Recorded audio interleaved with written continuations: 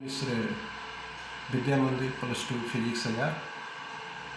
Class 12 के physics, जैसा कि प्रीवियस वीडियो में हम लोग चार्ज के बारे में पढ़े हैं, चार्ज के प्रॉपर्टीज़ के बारे में पढ़े हैं। हमने बताया है आपको कि चार्ज के प्रॉपर्टीज़ 4 प्रकार के होते हैं। पहला हो गया charge is quantized, that is quantization of charge. Charge is conserved. Charge is additive in nature. चौथा प्रॉपर्टी इसका है charge like charges repel each other, as for example negative like charges, positive like charges which repel each other, and unlike charges positive और negative attract to each other. Note में एक चीज़ ध्यान देना है, charge is always associated with the mass. इसका मतलब है कि चार्ज जब एक बॉडी से दूसरे बॉडी में ट्रांसफ़र होता है तो उसके साथ मास भी ट्रांसफ़र होता है, लेकिन इसके जस्ट रिवर्स, यह कोई जरूरी नहीं है कि मास एक बॉडी से दूसरे बॉडी में ट्रांसफ़र हो तो उसमें चार्ज भी जाए, यह आवश्यक नहीं है। अब चार्ज के प्रॉपर्टीज़ ये सब जानने के बाद हम लोग इस पर छोटा क्वेश्चन देखेंगे। अभी तक जो पढ़ाई हुई है वेरी शॉर्ट आंसर क्वेश्चन। तो सबसे पहले एक क्वेश्चन हम लेते हैं कि if Q1 Q2 is greater than 0, what is the nature of the force between two charges.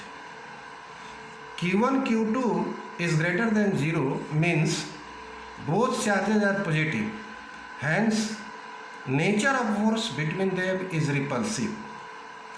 Second, if Q1 Q2 is less than 0 means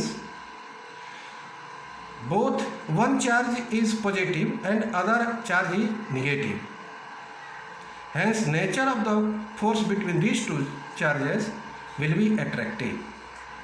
एक और क्वेश्चन है, what does Q1 + Q2 is 0 signify in electrostatics. Means Q1 + Q2 = 0। Q2 को इधर ले जाते हैं तो इसका साइन माइनस हो जाता है। यह बताता है कि both charges are equal and opposite. अगला क्वेश्चन भी छोटा सा एक तो लेते हैं कि how many electronic charges from 1 coulomb of charge. इसको बनाने के लिए कह रहा है कि कितना इलेक्ट्रॉनिक चार्ज जो है 1 कूलम ऑफ चार्ज में होगा।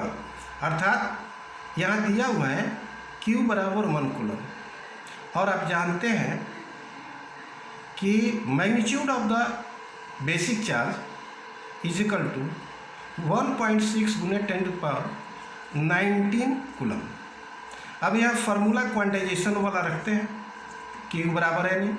आप जानते हो कि N नंबर ऑफ इलेक्ट्रॉन्स है, E is the magnitude of charges है, बेसिक चार्ज है, एलिमेंट्री चार्ज है। तो N बराबर हो जाएगा Q बाई वैल्यू इसका रख दिया Q का, यहाँ इसका वैल्यू रखें तो कैलकुलेशन करने के बाद इतना इलेक्ट्रॉन्स आ गया। अब कुछ सवाल आपको मैंने बता दिया जहाँ तक पढ़ाई हुई है उसके बारे में, और फिर आगे हम बढ़ते हैं। अब है मेथड्स ऑफ चार्जिंग। इसी को हम लोग कहते हैं ways to charge. First method है charging by conduction. It means direct contact. Suppose कीजिए एक यह बॉडी B है, यह बॉडी अनचार्ज है। अनचार्ज मतलब न्यूट्रल बॉडी है। इसका मतलब यह नहीं कि इस पर कोई चार्ज नहीं है, इसमें इलेक्ट्रॉन और प्रोटॉन की संख्या जिसमें बराबर हो वह अनचार्ज बॉडी होता है। और एक charge body negatively charge body है, तो इसको इसके डायरेक्ट कांटेक्ट में हम लाते हैं। नेगेटिवली चार्ज का मतलब हो गया कि number of electrons is greater than number of protons, ज़्यादा है, इसलिए नेगेटिवली चार्ज। जैसे ही कांटेक्ट में आता है, इससे इलेक्ट्रॉन जो है ए से बी की ओर ट्रांसफ़र होता है, और यह ट्रांसफ़र तो होता है तो यह भी निगेटिवली चार्ज हो जाता है, जैसे यहाँ दिखाया गया। लेकिन क्या यह जो चार्ज डिस्ट्रीब्यूशन हुआ दो बॉडी के कांटेक्ट के कारण, वह इक्वली होगा या कोई ज़रूरी नहीं है? यह इसके लिए आवश्यक है कि if the shape, size and matter of both bodies should be same, वह तभी इक्वली डिस्ट्रीब्यूशन होगा चार्ज का जब उसका शेप, साइज और मैटर दोनों सब समान हो। जैसे मान लीजिए, सपोज कीजिए यहाँ दो बॉडी है, उसका शेप, साइज और मैटर तीनों समान है, और इस पर क्यू चार्ज है, और यह इसके कांटेक्ट में आता है फिजिकली, डायरेक्ट कांटेक्ट, तो ये चार्ज का डिस्ट्रीब्यूशन होता है, और यह चार्ज का डिस्ट्रीब्यूशन समान रूप से होगा, अर्थात Q/2, और इसमें भी Q/2। इस पर ध्यान देना है। अगर शेप, साइज बदल जाता है, नेचर ऑफ द बॉडी बदल जाता है, तो यह कोई जरूरी नहीं है कि चार्ज का डिस्ट्रीब्यूशन समान है। अब दूसरा इसका मेथड है charging by friction. Charging by friction में एक्चुअली इसमें इंसुलेटर बॉडी को इस मेथड से चार्जिंग करते हैं। इंसुलेटर को कैसे करते हैं कि दोनों को रबिंग करते हैं, ऐसे रबिंग करते हैं, घर्षण करते हैं। और रबिंग करने से होता क्या है कि हम काइनेटिक एनर्जी कर रहे हैं, और यह काइनेटिक एनर्जी वह इलेक्ट्रॉन जो प्राप्त करता है जो किसी भी एटम के आउटर मोस्ट ऑर्बिट में होते हैं, और वह लूजली बाउंडेड होता है, तो वह थर्मल एनर्जी पाक के रूप में प्राप्त करता है इस एनर्जी को, और वह एनर्जी पा करके एक बॉडी से दूसरे बॉडी में चला जाता है। और वह एक बॉडी से दूसरे बॉडी में प्रश्न यह उठता है कि किस बॉडी से किस में जाएगा।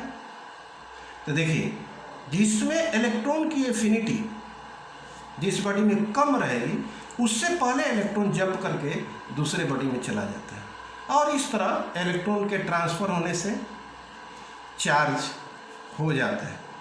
जैसे एग्जाम्पल के तौर पर हम लोग देखते हैं जनरली कम्बिंग करते हैं ड्राई हेयर में, तो क्या होता है, कम्बिंग करने के बाद यदि उस कम्ब को स्मॉल पीस ऑफ पेपर के पास ले जाते हैं तो अट्रैक्ट करता है, और इंडक्शन के द्वारा ही यह चार्ज करता है पेपर को और अपने और अट्रैक्ट कर लेता है।